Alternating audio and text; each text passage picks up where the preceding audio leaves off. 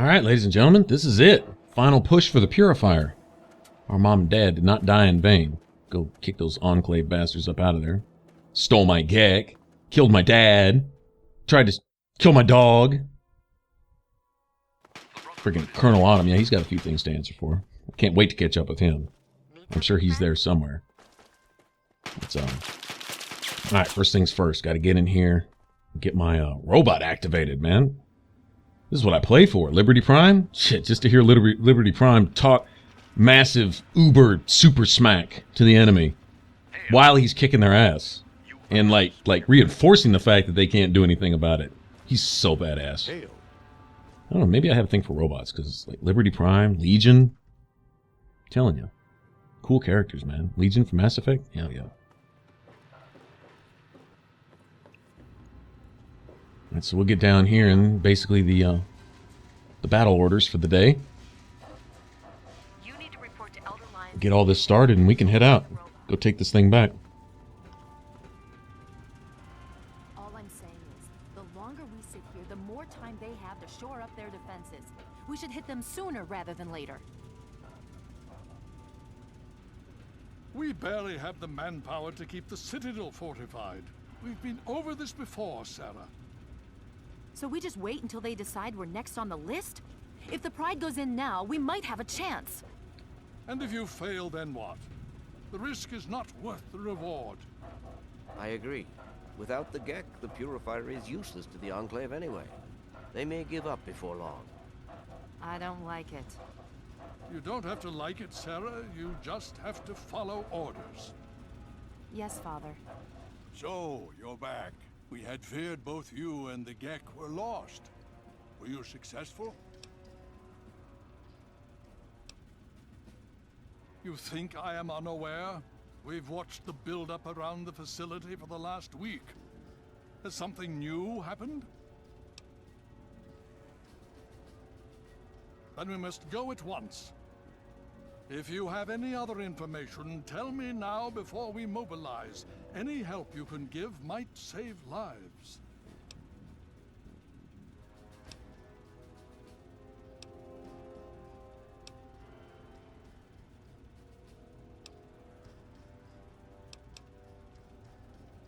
I see. And where is this virus now?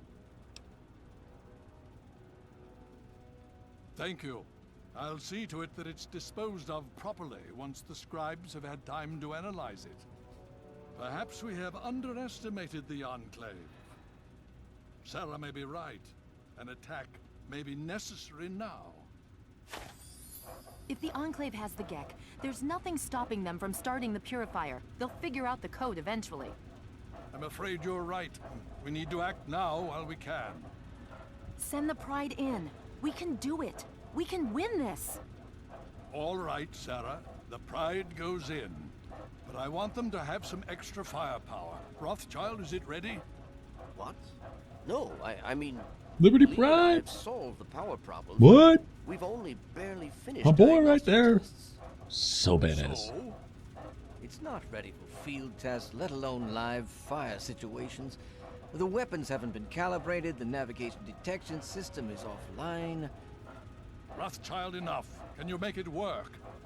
Honestly, I don't know. I think we can scrape by, and I suppose if we can't, it won't matter in the long run. Wise man. Then it's decided. Sarah, you take the Pride and use the robot as support.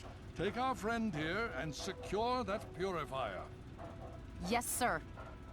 Before we get started, I wanted to let you know that my father and I have been talking.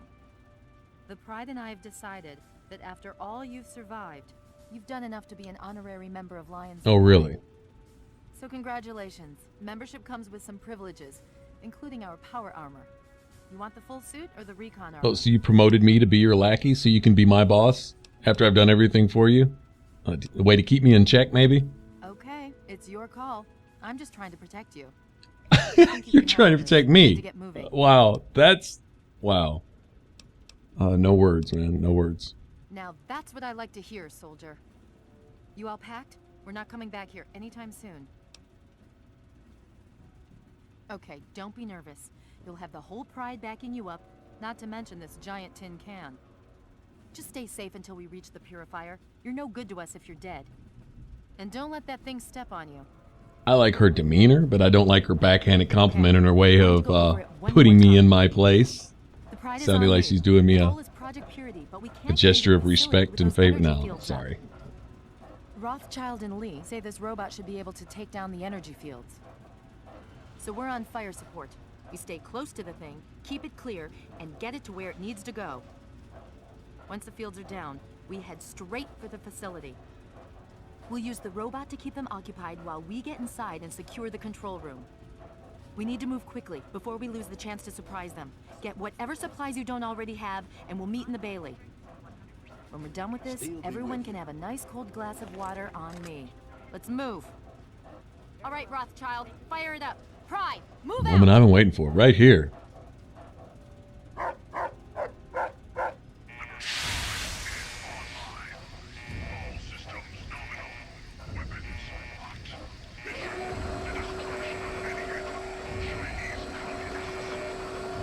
He's on a mission. Yeah, that robot is so badass. Weapons, hot. Mission, destroy everything. If it's not friendly, kill it. That's what I'm talking about. See, now, Liberty Prime's got it right. The awareness that there are assholes in this world. Okay, can we all get along? No, because there's assholes.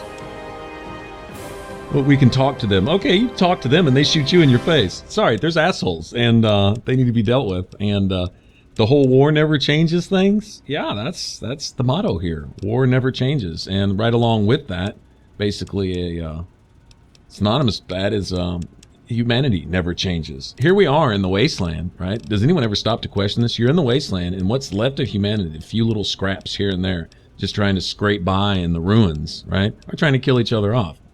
They may have a cause, or they may just be doing out of blind, just whatever, because they really just don't give a crap, like, you know, the Raiders and stuff. Whatever the case may be, it's hostile, right? Not to mention the super mutants and ghouls. I mean, they've at least got an excuse. I'd want to kill everything if I was a super mutant too. They're ugly, right? But the rest of mankind here, like the Enclave moving in, some sense of authority is an excuse to kill off folks. Just destroy, kill, using the same shit that killed us all off in the first place. You know, doing more of it. And so I think if war never changes, then that equals, right, on the other side of that equation, war never changes equals humanity never learns. Maybe individuals do, but humanity as a whole, no. No, we don't. We actually don't. Or we'd have stopped this shit a long time ago, really, think about it. Something like this is inevitable unless something steps in and puts an end to it. But it's going to have to be something outside of humanity. If you're religious or spiritual, then it'd have to be some kind of godlike event or something. But something has to step in and put a stop to it, because I think this train that we've put in motion is going too fast for anyone to step on the brakes. In fact, it may be off the rails. It may actually be falling off the bridge while we all raise our glasses and toast each other and say, hey, let's eat and drink today for tomorrow we die. That train may be about to hit the bottom of the canyon, you know, like in the Lone Ranger movie or something. You know, that type of thing going on. So, yeah, anyway, something would have to step in because we don't learn. We don't. No, we're continuing to kill each other off. In fact, our best efforts at peace and prosperity and getting along and all this has resulted in twice as much racism and hatred and twice as much conflict and warfare now as we've ever had in the history of mankind. Right? The more we know and the faster we can act, the quicker we can just screw each other over. It's ridiculous. No, now we got social media. So now we can brand everything that's evil as being good and everything that's good as being evil. And whatever the media says, that must be the truth. And we'll just go with that. It'll control our every thought and our every deed and our every word. And as long as we call it good, then it's not bad anymore. And you know what? It just doesn't work like that. Bad is still bad no matter what you call it. Good is still good no matter how much you hate on it and discredit it and this and that. I heard a really, really good saying the other day.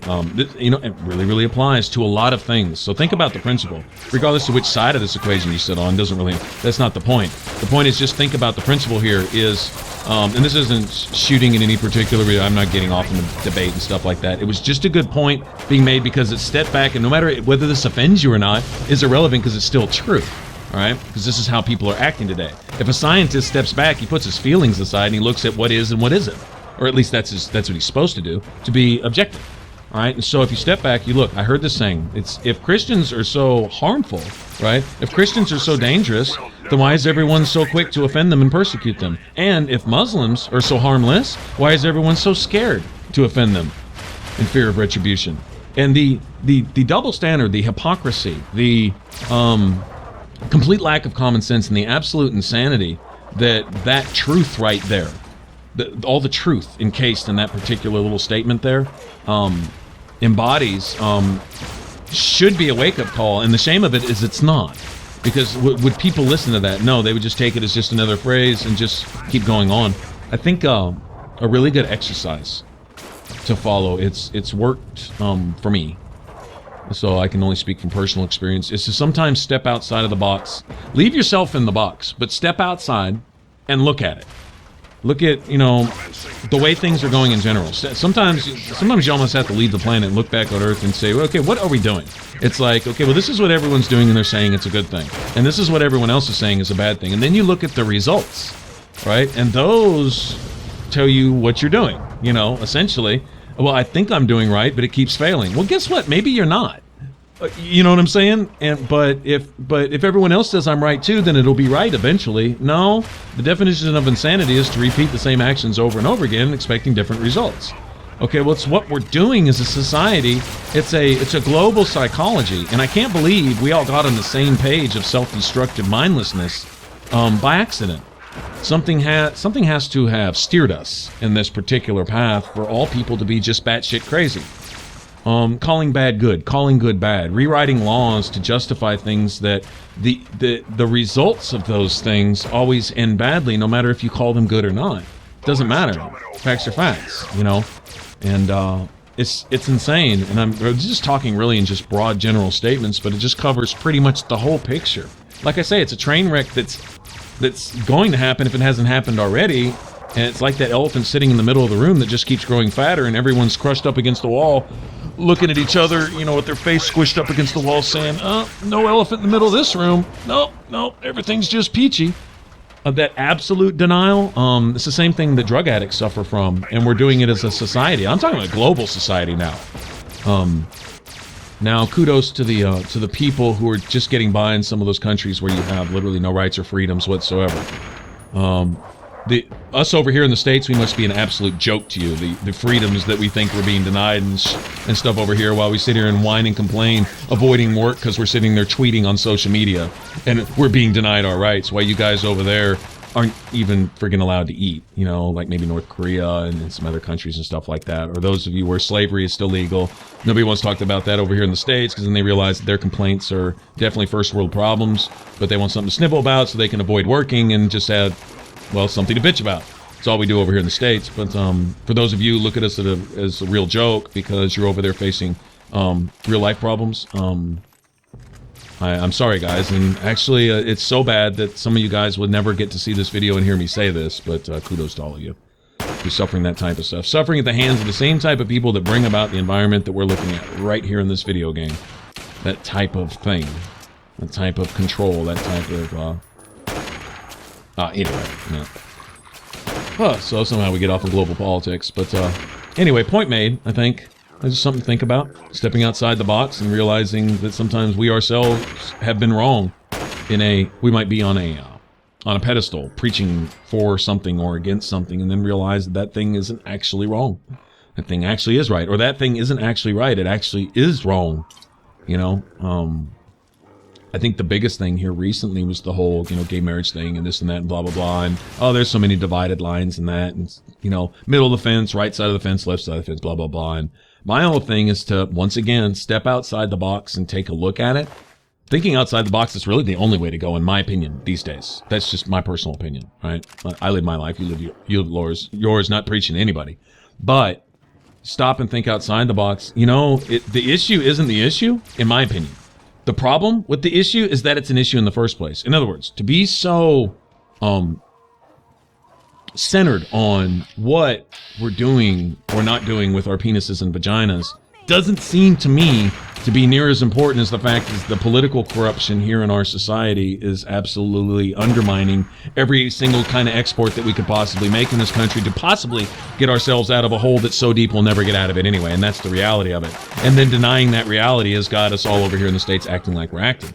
And I know other countries are suffering similar things. Some countries are absolutely bankrupt, like we are, and just haven't accepted it yet. That acceptance will have to come at some point, and the lesson will come when the hammer blow that nobody can recover from. That's inevitable. That's going to happen. Not liking that doesn't make it less so. So what do? We occupy ourselves with social media. We occupy ourselves with trivial things that don't matter. We occupy ourselves with, damn it, you're going to respect and accept what I do with my penis, and you know what? I don't care. The problem is that you made me care in the first place. The problem is I had to hear about it. You brought your bedroom out into the public, and then you made it a social thing, then you made it a political thing, then you made it a government thing and stuff. Now, as far as marriage rights and stuff, and I'm not going to speak on gay couples or straight couples or any of this or whatever. I myself not even married, so this is totally just objective point of view, is that as far as the legal issues, like, I think that the whole thing of passing on property and things and whatever a married couple might take advantage of as far as taxes go and economic stuff, physical, material things and stuff like that. I really don't know what all issues are involved there. And as far as the political spectrum, yeah, but when it becomes a social issue, and then what one does in the bedroom when that comes out, and then it needs to be centered on and focused on, and then it becomes mind consuming, and then it takes over a country and this and that and blah, blah, blah. And I'm like, that it's an issue in the first place, to me, is the problem. That I'm made to care about something that's really not my business, right? If there's something between you and the government themselves, the powers that be, it's between you and them. But socially, I don't want to visualize what a man or a woman or another man and a man, if I want to go watch porn, I'll go watch it, but I'm not going to have it forced in my face in public chat and social media and this and that. So like I say, if you shove your nuts in my face, then I've got a problem with it, right? Gay or straight, I don't really care. The fact is, your nuts are in my face. Get them out of my face. Oh, you're this phobic, or you're that hating. No. Oh, maybe I'm scrotum phobic. Maybe I don't want your nuts in my face on social media. Maybe I'd rather talk about things like games, or if you want to talk about something that's really important, talk about the fact that the powers that be are bankrupting the country, and you can't get the sheriff to investigate a murder that he himself is committing. That's a problem we have here. Now that's a problem. Fix that. Then you can get your, sexual affairs in order, regardless of which way you roll. I personally couldn't care. The fact that I'm being made to care, that's the problem. That's the thing. Seeing as my say-so one way or another isn't going to affect it whatsoever. But yeah, you're affecting my life with putting visions in my head of what you may or may not be doing with your partner and this and that and blah, blah. I don't want to hear about it. That's really not my business. Making it my business is offensive to me. Now you're violating my right. How about that? My right to not have to know what you're doing with your dick. How about that? Or whatever, Is that okay? Is that okay for everyone to have rights, to actually have rights? Maybe to, and, go a step further. How about people that dislike something? They don't have a right to dislike it anymore. So the pro-rights are stealing people's rights. And that in and of itself is a hypocrisy. And where does that end?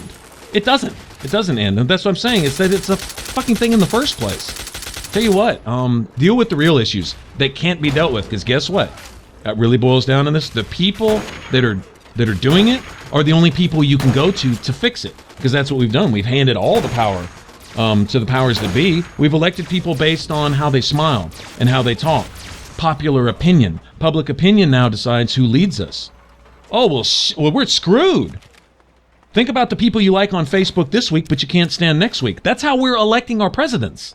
That's how we're electing our leaders worldwide. That's the criteria to lead, not on your ability to govern and your actual understanding of laws and this and that. Well, he's got a diploma from this and that. Okay, well, that same guy that has a diploma from this and that, hires and murders whores in the back of his limousine and is still in our Congress, for example. This type of thing. I mean, seriously? And then you say, well, character issues, as long as their record is... No. How about their ability to govern? Does anyone even think about that anymore when we elect? No. And so there you go. I mean, just that type of thinking. And so what would it lead to? Oh, no, not. Look at this. You see that almost freeze right there? I'm telling you, that was a problem through this whole recording here. But, anyway, so it's the whole thinking here. And it leads to shit like this, what we're seeing right here in the game. I mean, something has to happen unless you have some kind of divine intervention. This is inevitable. At some point, somebody pushes a button. We got the buttons to push. Somebody's going to do it, you know. And it'd be for some cause that's going to be totally backwards. And they'll be convincing themselves they're right while they do it, or that there's some profit to be made from the ruins. But I'll tell you what, if you destroy everything and you own everything that's left, do you want to live in that world that you've created there for yourself? And that would be the question to ask the powers that be that are gathering all the resources to themselves just to have. Okay, now what do you do with it? You can't take it with you. So what are you doing? You know, this isn't ancient Egypt. You don't get, you know, buried with your gold now and so on and so forth. So what? All right, so you win? You go out winning because you've got it all and you live comfortably at the expense of everyone else, but then what? You know, I mean, questions got to be asked, but that's a lesson that can't be learned by humanity, apparently, because we will go to these lengths. And no, war doesn't change. Humanity doesn't change. It really doesn't. It doesn't learn its lesson. That's kind of the point I'm making here, just looking at it. And what do all those topics have together? It's a principle of thinking. It's a line of thinking. Like I say, getting on the fence of an issue or another, the fence being there in the first place is what I would personally take issue with. Stepping outside the box and saying, rather than take sides, why the fuck are there sides at all? This is a fight, this is a war, and it is. You know, anytime, you know, you have people going at it, it's a conflict, whether it's 1-on-1 or 1,000,000 on 1,000,000, you know. But the battlefronts are many today. And so, like I say, our best efforts at peace result in this. Our best efforts at diplomacy, our best efforts at getting along, our best efforts at everything result in twice as much. Because what you do is you take away the other person's right to have an opinion against something. Like, in order for these rights, my rights, to be satisfied, 1,000,000 rights need to be taken away. You know, type of thing. And the problem is secretly, if you say I'm not racist, it doesn't mean you're not. Is people are still going to think what they think. And so on and so forth. And then what actually specifically defines racist or gender biased or all the different issues and topics and things. So what specifically, and then who's the one that sets the policies that says, if you do this, then you are, and if you don't do that, you aren't? Where's that dividing line? And who establishes that line? And then what's right and wrong on either side of that line? And then who the fuck made that person an authority in the first place? And then it's insanity. And you never get around to dealing with anything that actually really matters. Sorry, one's sexual activities kind of take a backstage to things like, you know, national economy, national security, things like that. And then those become issues. And then when national security is involved, then they throw race and things like that to get their little policies in place to make sure our borders are thrown wide open, to make sure this and that takes place, to make sure there's no checks and balances, that if you say I can't do this, then you're telling everybody they can't do anything else. No, I didn't friggin' say that. I just said this people can't do this. And so then across our presidential desk, in order to pass this one bill, you have to pass 99 others that you would never sign off on if you were a halfway logical person. You know, of course, you know, our president-to-be right now, he seems to want to sign off on everything at the expense of anybody who's actually willing to work for it and give it away to anyone who's not. Yeah, well, then you get off into political debate and you say, well, this and that, and I've got an opinion and I've got this. You got to respect my opinion and you're going to offend me and you're supposed to give a fuck if I'm offended and all this. And then social media blows up with that. And, come on, man. Wow, you know what?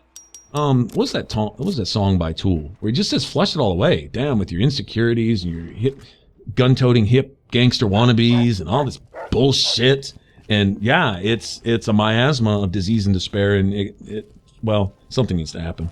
And it has to. It has to happen. I think Fallout kind of makes that point. Is it has to. It's inevitable. And will mankind persevere? Yes. And in the process of persevering, what will they do? Try to kill each other off the best that they can while they're doing it. But our best efforts to completely annihilate one another, that doesn't seem to be working either.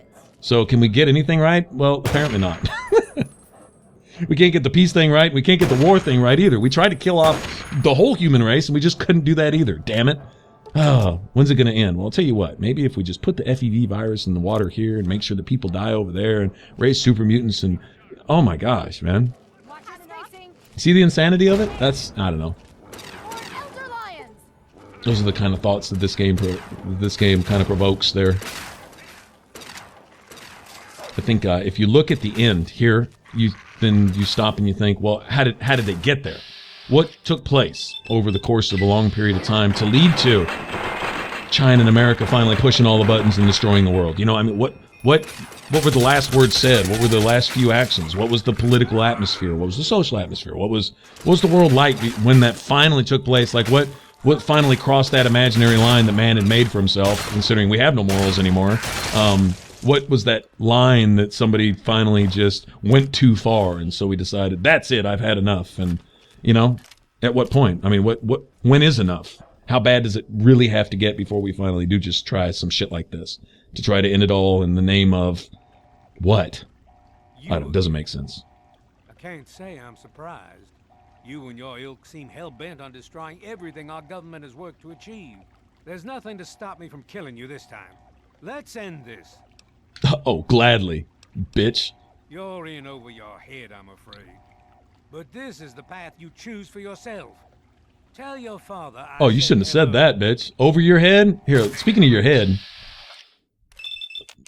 let me give you a taste of my terrible shotgun. To your head. Your head talks too much anyway.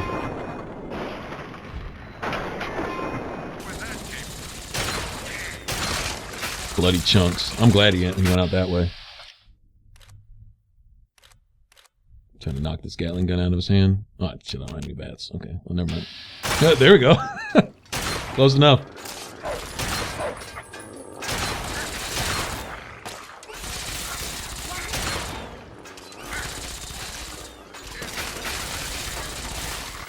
Nice. Nice dog meat. Get yours, little buddy. Show these bastards a thing or two. That's what I'm talking about. Alright, I think the Purifier's ours. Well, that takes care of that. By now, the Pride should be mopping up whatever opposition is left outside. Let's get this room secured. Okay, so now that we've solved all the world's political and social problems, on the way into taking our Purifier, we can go ahead and clean this water up and, end this thing. This is actually really cool. I'll shut up for a little while. We'll have the closing cutscenes. Kind of summarizes all the decisions you made in the game.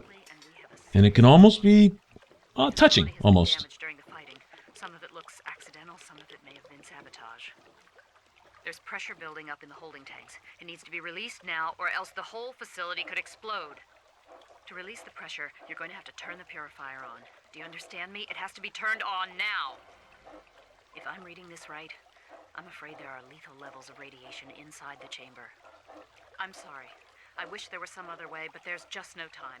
It has to be done now, or the damage will be catastrophic. Well, so much for celebrating. One of us is going to have to go in there and turn the damn thing on. And whoever does it isn't coming back out. Not exactly how I imagined going out, you know? So, what should we do? Draw straws? No, how about the one that actually has a pair, goes in and does this? Miss Hero, Miss Commander. You're going to have to be quick about it. If the radiation is bad enough, you won't have much time. I won't forget what you've done here. No one will. Thank you. Mm-hmm. Yeah, just so you know, Sarah Lyons, I was never your tool. Just so you know.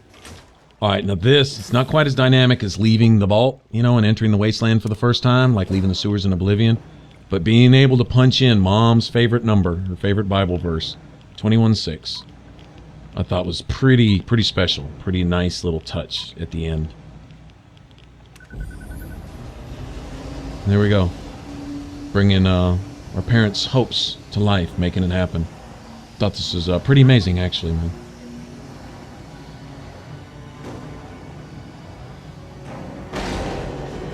Beautiful. If you're still there, the purifier needs to be activated now. You don't have much time left.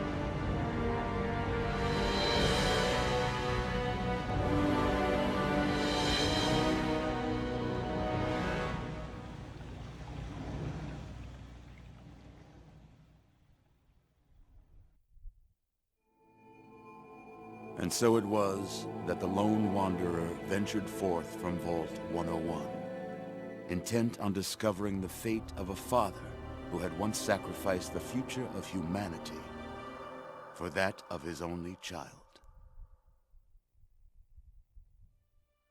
The capital wasteland proved a cruel, inhospitable place, but the lone wanderer refused to surrender to the vices that had claimed so many others. The values passed on from father to child selflessness, compassion, honor guided this noble soul through countless trials and triumphs.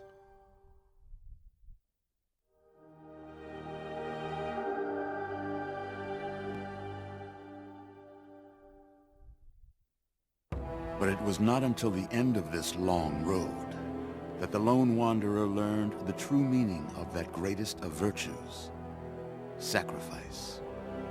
Stepping into the irradiated control chamber of Project Purity, the child followed the example of the father, sacrificing life itself for the greater good of mankind.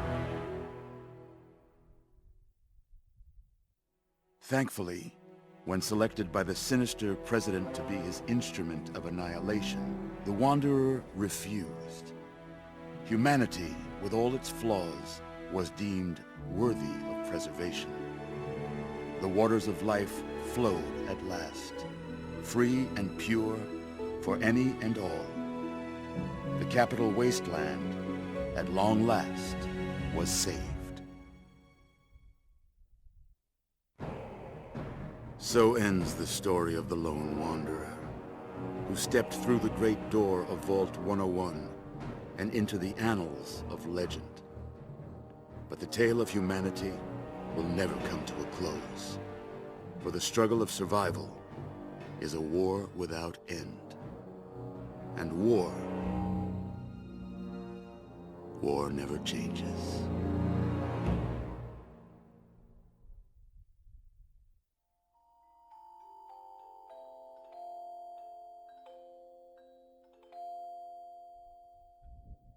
Isn't that beautiful, man? The way they bring back the baby music from the beginning of the game and you can remember your experience makes me just want to play again. Nobody does it like that. Well, very few game developers can do it like that. Anyway, I really thank you guys for watching. Anybody who stuck with the series and enjoyed it, my little rants and my opinions and this and that, but most of all, just having a lot of fun with some of the best games just ever made, in my opinion. Alright, if you want to subscribe, click that button up top. I think we're going to get into Skyrim next. I think I need to redo that series. Been mulling it over in my head, but I think that's what I've decided on. So if you're looking forward to that, tune in and I'll catch you guys in the next one. Bye-bye.